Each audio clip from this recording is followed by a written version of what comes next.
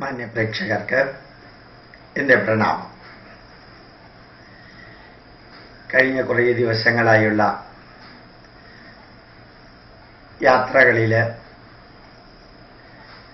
അനവധി സ്ഥലത്ത് കേരളത്തിലെമ്പാടും കാണാൻ സാധിച്ച ഒരു കാഴ്ചയായിരുന്നു ഗണേശോത്സവത്തോടനുബന്ധിച്ച് അതിഗംഭീരമായ രീതിയിൽ വർണ്ണാഭമാർന്ന നല്ല ഭംഗിയുള്ള ഗണപതിയുടെ ചെറുതും വലുതുമായ പ്രതിമകൾ ഉണ്ടാക്കി പൂജിക്കുക, ഭജന നടത്തുക, പ്രഭാഷണങ്ങൾ നടത്തുക, അന്നദാനം നടത്തുക എന്നീ കാര്യങ്ങൾ. ഇത് ഗണേശോത്സവത്തോടനുബന്ധിച്ച് ഗണപതി പൂജയും ആ ഗണേശോത്സവത്തിൻ്റെ അന്ത്യത്തിൽ അവസാനത്തിൽ ഗണേശ നിമജ്ജനവുമെല്ലാം നടത്തുന്നത് പണ്ട് ശിവസേന ചെയ്തുകൊണ്ടിരുന്ന കാര്യം ഇന്ന് എല്ലാ സംഘടനകളും ചെയ്യുന്നു. യുവാക്കളിൽ അതൊരു ആവേശമായി തീർന്നിരിക്കുന്നു. കുറേയെല്ലാം ഹിന്ദു സമൂഹത്തിലും അതുപോലെ ഹിന്ദുക്കളുടെ ആചാരാനുഷ്ഠാനങ്ങളോട് വലിയ വിരോധമില്ലാത്ത ക്രിസ്ത്യാനികളും മുസ്ലിങ്ങളും തമ്മിലുള്ള ഐക്യത്തിനും RSSകാരും NSSകാരും SNDPക്കാരും വിവിധ രാഷ്ട്രീയ പാർട്ടിക്കാരും തമ്മിലുള്ള സഹകരണത്തിനുമെല്ലാം ഈ ഗണേശോത്സവം കാര്യമായ സ്വാധീനം ചെലുത്തുന്നതായിട്ട് കാണാൻ സാധിച്ചു. 2-3 വേദികളിലെ ഗണേശോത്സവത്തോടനുബന്ധിച്ച് പ്രഭാഷണവും നടത്തി. ഇതെല്ലാം കാണുമ്പോഴും വിവരണങ്ങൾ കേൾക്കുമ്പോഴും ആഘോഷങ്ങളുടെ ചിത്രങ്ങൾ കാണുമ്പോഴുമെല്ലാം മനസ്സിൽ തോന്നിയിരുന്ന ഒരു പ്രത്യേക വേദന, നമ്മുടെ ക്ഷേത്രങ്ങൾ പുനരുദ്ധരിക്കപ്പെടുമ്പോൾ, ക്ഷേത്ര ഉത്സവങ്ങൾ നല്ല രീതിയിൽ നടത്താൻ ജനങ്ങൾ സഹകരിക്കുമ്പോൾ അതിനിടയ്ക്ക് കോടിക്കണക്കിന് രൂപയുടെ വെടിക്കെട്ടും ലക്ഷക്കണക്കിന് രൂപയുടെ ആനയെഴുന്നള്ളിപ്പും അത്ര തന്നെ രൂപ ചെലവഴിച്ച് വിഭവസമൃദ്ധമായ സദ്യ ഇഷ്ടം മാതിരി വീട്ടിൽ തിന്നാനുള്ളവർക്ക് വേണ്ടി ഒരുക്കുകയും എല്ലാം ചെയ്യുമ്പോൾ ആത്മീയതയുടെ പേരിൽ നടക്കുന്ന ഒരു ധൂർത്ത ആഡംബരം, വേസ്റ്റ് ഓഫ് മണി, ഇതാണ് യഥാർത്ഥത്തിൽ ക്ഷേത്ര ചൈതന്യം വളരുമ്പോൾ, ഉണരുമ്പോൾ, ക്ഷേത്രം നന്മയിലേക്ക് തിരിച്ച് പുനഃപ്രതിഷ്ഠിക്കപ്പെടുമ്പോൾ എല്ലാം സംഭവിക്കുന്നത്.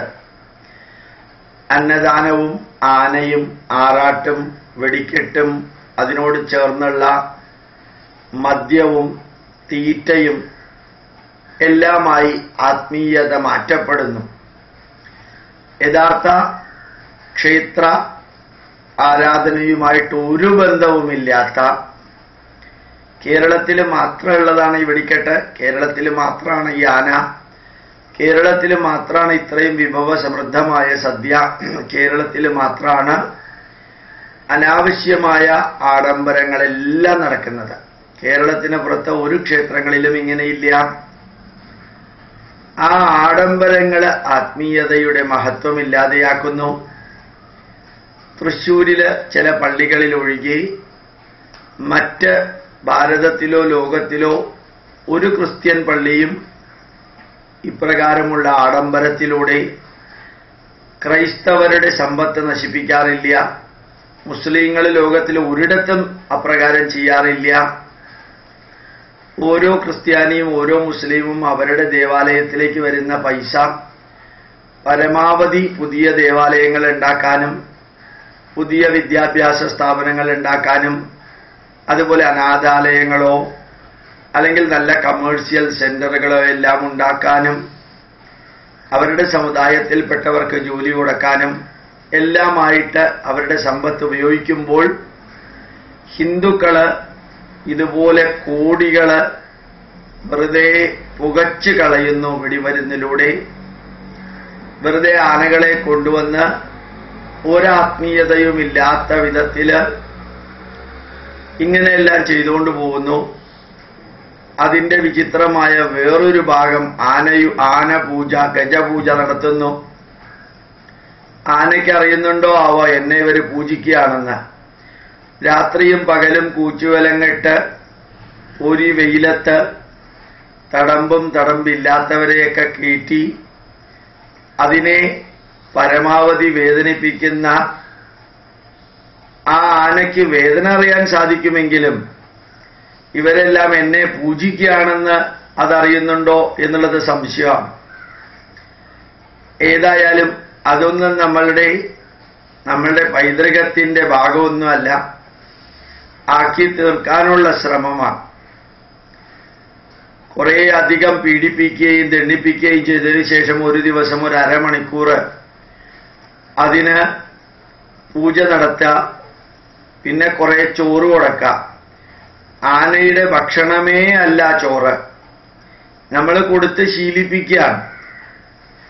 അങ്ങനെയെല്ലാം ചെയ്യുമ്പോഴും എന്തോ ആനയ്ക്ക് വേണ്ടി ഒരു ഫേവർ ചെയ്യുന്നതും കേരളത്തിലെ ആത്മീയതയിൽ പങ്കെടുക്കുകയും ചെയ്യുന്നു എന്നുള്ള ധാരണയിലാണ് ഹിന്ദുക്കളിൽ ചിലരെങ്കിലും സന്തോഷിക്കുന്നത്. അതിന്റെ പുറകിലൊന്നും ഒരാത്മീയതയുമില്ലെന്ന് മാത്രമല്ല, എല്ലാം ദൂർത്തിൽ നിന്ന് ദൂർത്തിലേക്കും വേസ്റ്റിൽ നിന്ന് വേസ്റ്റിലേക്കുമുള്ള ഒരു യാത്രയാണെന്ന് വെറുതെ ചിന്തിച്ചാൽ അറിയാൻ സാധിക്കും. അതിന്റെ മറ്റൊന്നാവുന്നുണ്ടോ ഗണേശോത്സവം എന്നൊരു ഭയം. ലക്ഷക്കണക്കിന് രൂപയുടെ ഗണപതിയെ ഉണ്ടാക്കി അതില് ഉണ്ടാക്കുന്നത് ഉണ്ടാകട്ടെ, അതിനെ കൊണ്ടുപോയിട്ട് 7 ദിവസം പൂജിച്ച് ആവാഹിച്ച് അതുകൊണ്ടുപോയിട്ട് കടലിലോ കായലിലോ തള്ളിയതിന് ശേഷം അടുത്ത ദിവസം ആ ഗണപതി ഇങ്ങനെ വെള്ളത്തിൽ കിടക്കുന്ന ഫോട്ടോ പത്രമാധ്യമങ്ങളിലൂടെ നിറഞ്ഞു വരിക. എന്നിട്ട് 2 ദിവസം കഴിയുമ്പോൾ അത് പൊട്ടി അഴുകാൻ തുടങ്ങുമ്പോൾ അതിൻ്റെ പുറത്ത് തന്നെ മലമൂത്ര വിസർജനം നടത്തുന്നവരുണ്ട്.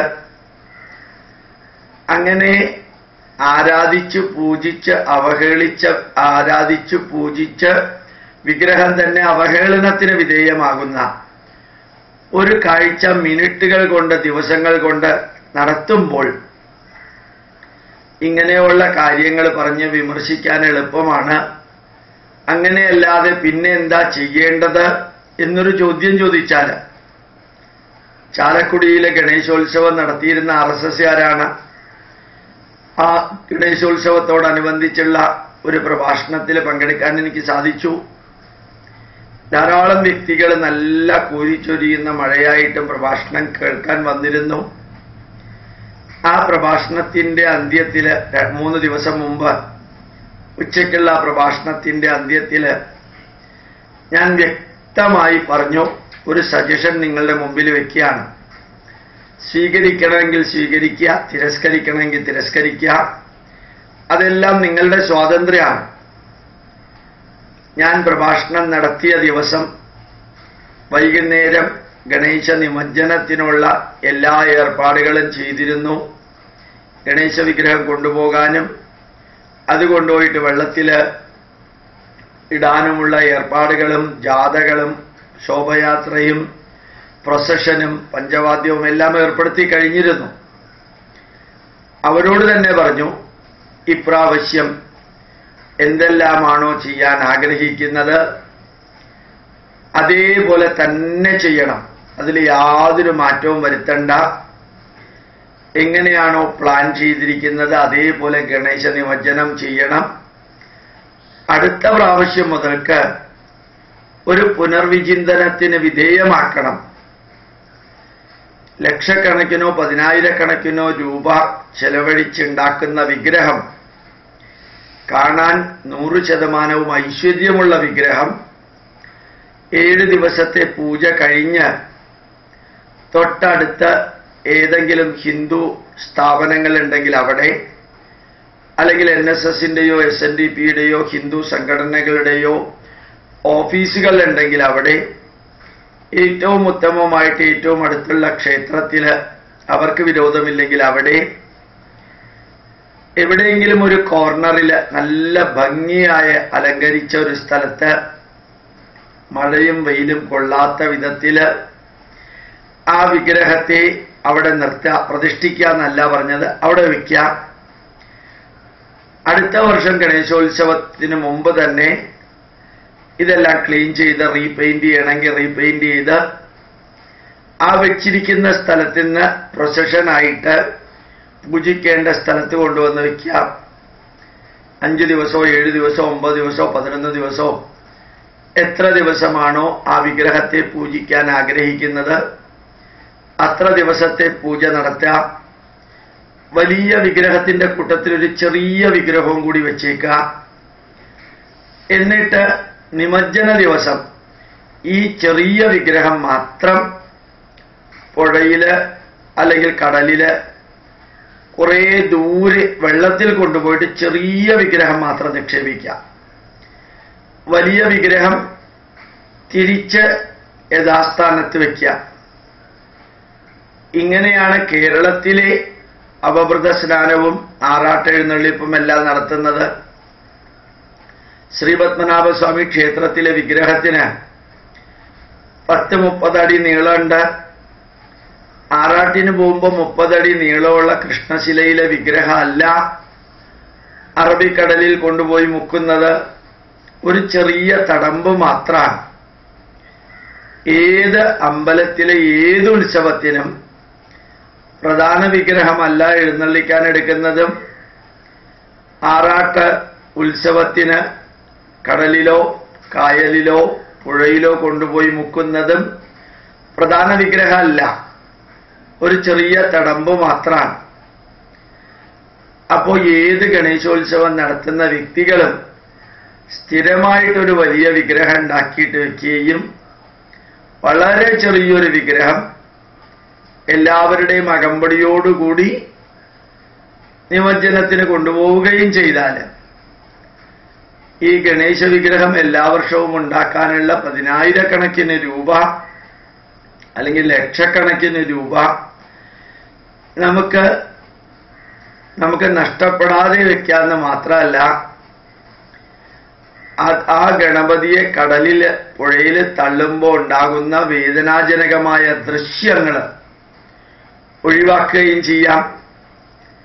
കേരളത്തിൽ ഒരിക്കലും വിഗ്രഹത്തെ കടലിലും പുഴയിലും തള്ളുന്ന ആചാരം ഇല്ല, നോർത്ത് ഇന്ത്യയിലും ഇല്ല. ചെറിയ വിഗ്രഹത്തെ കൊണ്ടുപോയിട്ട് വെള്ളത്തിൽ മുക്കിക്കൊണ്ടുവരുന്ന ആചാരം മാത്രമേ ഉള്ളൂ. അപഭൃത സ്നാനം അല്ലെങ്കിൽ നിമജ്ജനം എന്ന വാക്കേ കേരളത്തിലില്ല. നമ്മൾ ഏത് വിഭാഗത്തിൽ നിന്ന് നന്മ തിന്മകൾ എടുക്കാനായിട്ട് ശ്രമിക്കുമ്പോഴും അതിൻ്റെ പുറകിലുള്ള വരും വരായികകളും അതിൻ്റെ പുറകിലുള്ള നന്മ തിന്മകളും അതിൻ്റെ പുറകിലുണ്ടാകാൻ സാധ്യതയുള്ള പ്രശ്നങ്ങളും കൂടി ചിന്തിക്കണം. അങ്ങനെ ചിന്തിക്കുമ്പോൾ മനസ്സിലാവും, വലിയ വിഗ്രഹത്തെ കുറേ കാലം കുറേ വർഷം ഉപയോഗിക്കാൻ പാകത്തിന് എവിടെയെങ്കിലും വയ്ക്കുക, ചെറിയ വിഗ്രഹത്തെ നിമജ്ജനത്തിനോ ആറാട്ടിനോ കൊണ്ടുപോവുക. ഇങ്ങനെ ചെയ്താൽ ആ കായലിലോ പുഴയിലോ സമുദ്രത്തിലോ ഉണ്ടാവുന്ന പ്രശ്നങ്ങൾ പോലും ഒഴിവാക്കാൻ സാധിക്കും. അല്ലെങ്കിൽ എല്ലാവരും ചെന്ന് ഈ വിഗ്രഹം പുഴയിൽ കൊണ്ടുപോയിട്ടാൽ ഇത് നിരന്തരം വർദ്ധിക്കുകയും ചെയ്യുമ്പോൾ ആ പുഴയുടെ ഘടന തന്നെ മാറും, പുഴയുടെ ചുറ്റുമുള്ള മണ്ണിന്റെ കോമ്പോസിഷൻ മാറും. ആ വിഗ്രഹത്തിനോട് ബഹുമാനമില്ലാത്തവർ ആ പ്രദേശത്ത് കാണിച്ചു കൂട്ടുന്ന വൃത്തികേടുകൾക്ക് ഈ വിഗ്രഹം ആധാരമാവും. ഇത്രയും ദിവസം പൂജിച്ചവർ തന്നെ അതിനെ അവഹേളിക്കുന്ന വിധത്തിൽ ഒരു സ്ഥലത്ത് കൊണ്ടുപോയി തള്ളുമ്പോൾ ആ ആരാധനയുടെ താൽക്കാലികതയും ശാശ്വതവുമായ നന്മ തിന്മകളുടെ വേർതിരിച്ച അറിവ് ഏതെങ്കിലും വിധത്തിൽ ഒരു ക്രിസ്ത്യാനിയോ മുസ്ലിമോ ഇതിൽ പങ്കെടുത്ത ഹിന്ദുവിനോട് ചോദിച്ചാൽ ഇന്നലെ വരെ പൂജിച്ച വിഗ്രഹം ഇന്ന് കിടക്കുന്നത് കണ്ടോ എന്നൊന്ന് ചോദിച്ചാൽ, പ്രത്യേകിച്ച് ഹിന്ദു, ഇന്ത്യൻ എക്സ്പ്രസ് തുടങ്ങിയ പത്രങ്ങളിൽ ഈ നിമജ്ജനത്തിന് ശേഷം ഇങ്ങനെ ദയനീയമായിട്ട് കിടക്കുന്ന ഗണേശന്റെ ചിത്രം ധാരാളം വരാറുണ്ട്. ഒന്നല്ല, ഒരു പത്രത്തിൽ തന്നെ 5ഉം 6ഉം വരാറുണ്ട്. അവര് നിമജ്ജനത്തിന് ഫോക്കസ് കൊടുക്കുമ്പോഴും കാണുന്നവന് ആ ഗണപതി കരയുന്നതായിട്ടാ തോന്നുക. എന്നെ നിങ്ങൾ കടലിൽ തള്ളിയല്ലോ എന്ന് കരയുന്ന രീതിയിലാണ് കിടക്കുന്നത്. നമ്മള് ഇതുമാതിരി ഗണേശോത്സവം നടത്തിയില്ല എങ്കിൽ നടത്തിയില്ലെന്നേ ഉള്ളൂ. നടത്തിയിട്ട് ഒരു വിഗ്രഹത്തെ പൂജിച്ച് ആരാധിച്ച് അതിൻ്റെ മുമ്പിൽ തൊഴുകയോടെ നിൽക്കുന്ന ആ വിഗ്രഹത്തെ ഭക്തിയോടുകൂടിയാണ് കടലിലിടുന്നതെങ്കിലും അതിനുശേഷം ഭക്തിയില്ലെന്ന് മാത്രമല്ല, യുക്തിയുമില്ല, തിന്മയുമാണ് സംഭവിക്കുന്നതെങ്കിൽ ഞാൻ ചാലക്കുടിയിൽ പറഞ്ഞതുപോലെ എല്ലാവരോടും പറയുന്നു, ഈ ഗണേശ നിമജ്ജനം വലിയ വിഗ്രഹങ്ങളെ ചെയ്യാതെ ചെറിയ വിഗ്രഹങ്ങളെ ബോട്ടിലോ അല്ലെങ്കിൽ വഞ്ചിയിലോ കൊണ്ടുപോയി ചെറിയ വിഗ്രഹങ്ങൾ, വളരെ ചെറുത് 9 ഇഞ്ചോ 10 ഇഞ്ചോ ഉള്ള വിഗ്രഹം അതിനെ നടുക്ക് കൊണ്ടിട്ടാൽ ഇതുമാതിരിയുള്ള തിന്മകൾക്കത് ആധാരമാവില്ല. ഇത് ഞാൻ നേരത്തെ പറയാതിരിക്കാൻ കാരണം, ഇന്ന് പറഞ്ഞാൽ മതി എന്ന് വിചാരിക്കാൻ കാരണം, ഗണേശോത്സവത്തോടനുബന്ധിച്ച് നിമജ്ജനം നടത്തുന്ന വൻ സമൂഹം ഗണപതിയെ നിമജ്ജനം ചെയ്ത് കഴിഞ്ഞു. ലാസ്റ്റ് മിനിറ്റില് കൺഫ്യൂഷൻ ഉണ്ടാക്കണ്ട, കമ്മിറ്റി അംഗങ്ങളും പ്രവർത്തകരും തമ്മിൽ 2 അഭിപ്രായം ഉണ്ടാക്കണ്ട എന്ന് വിചാരിച്ച് മാത്രമാണ് ഗണേശ നിമജ്ജനം മുഴുവനും കഴിഞ്ഞതിന് ശേഷം അടുത്ത വർഷം മുതൽക്ക് ഇങ്ങനെ ചിന്തിക്കാനായിട്ട് ഇപ്പൊ പറഞ്ഞത്. നേരത്തെ പറഞ്ഞിരുന്നു എങ്കിൽ ഭൂരിഭാഗവും എടുക്കുകയോ എടുക്കാതിരിക്കുകയോ ചെയ്യട്ടെ,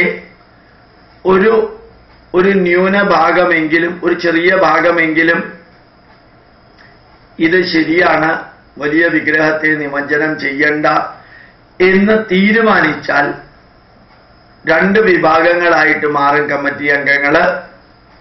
അതുകൊണ്ടാണ് എല്ലാം കഴിഞ്ഞതിന് ശേഷം പറഞ്ഞത്.